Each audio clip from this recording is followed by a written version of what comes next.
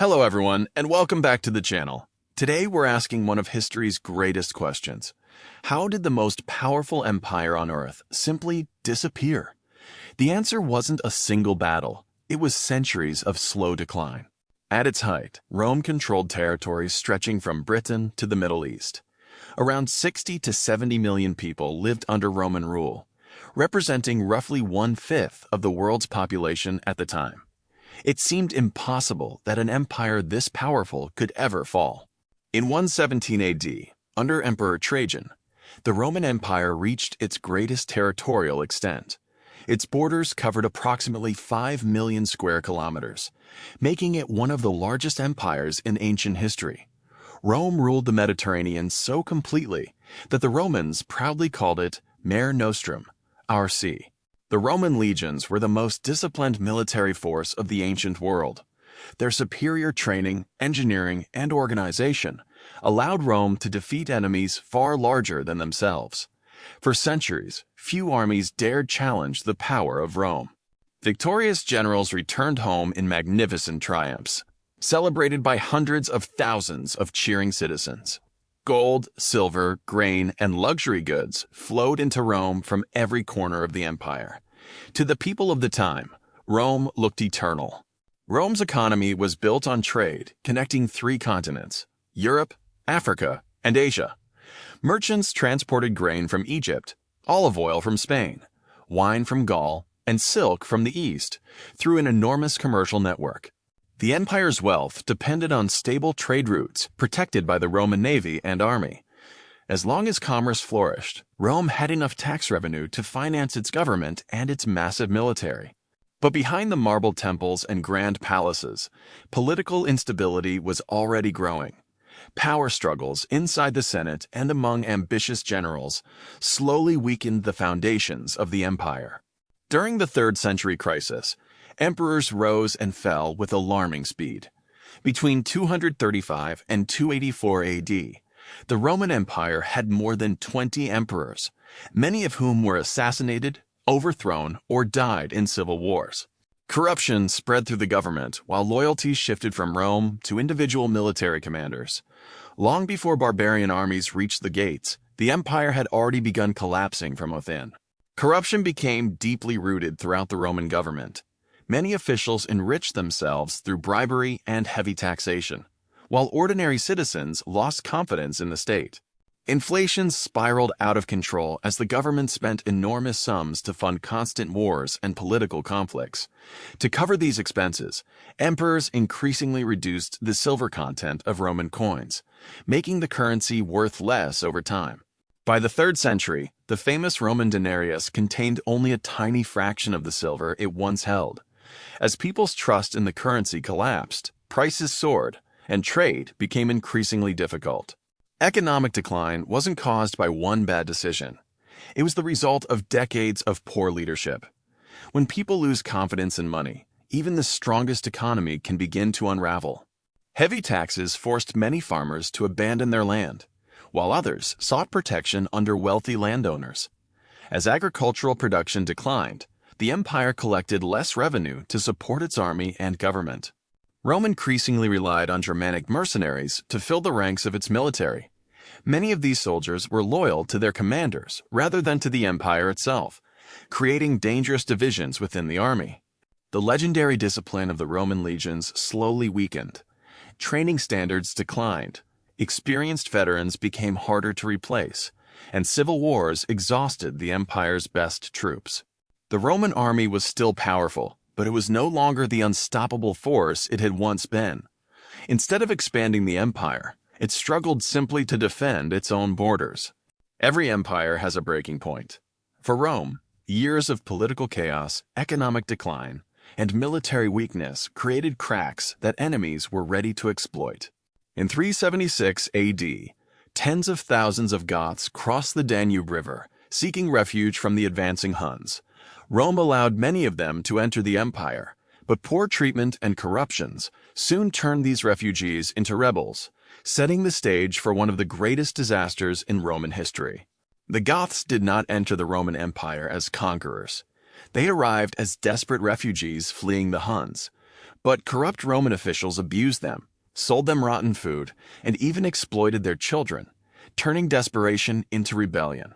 On August 9th, 378 AD, the Roman army met the Goths near the city of Adrianople. Confident of victory, Emperor Valens launched the attack without waiting for reinforcements from the Western Empire. The decision proved catastrophic.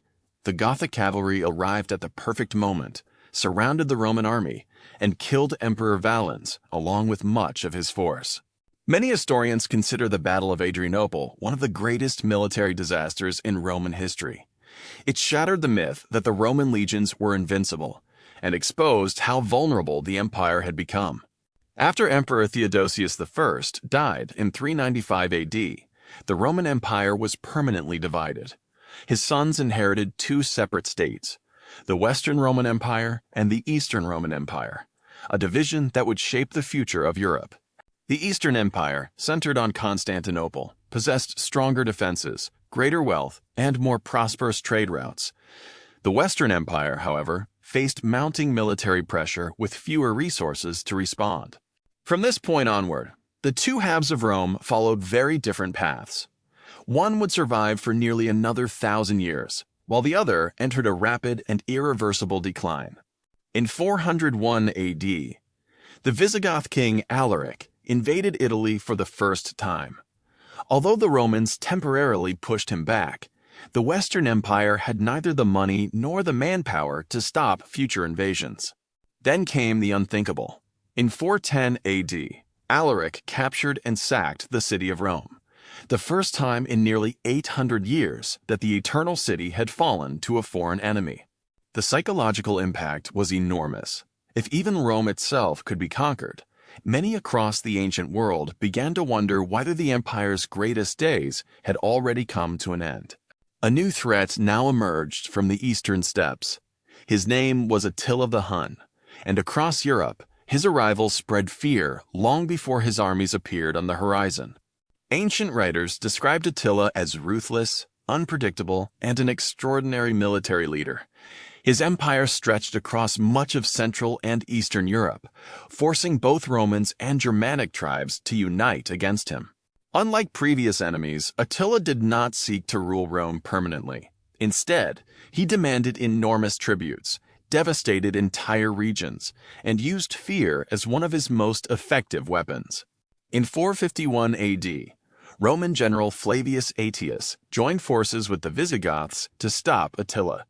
The Battle of the Catalonian Plains ended Attila's advance into Western Europe, and is widely regarded as one of the most decisive battles of late antiquity.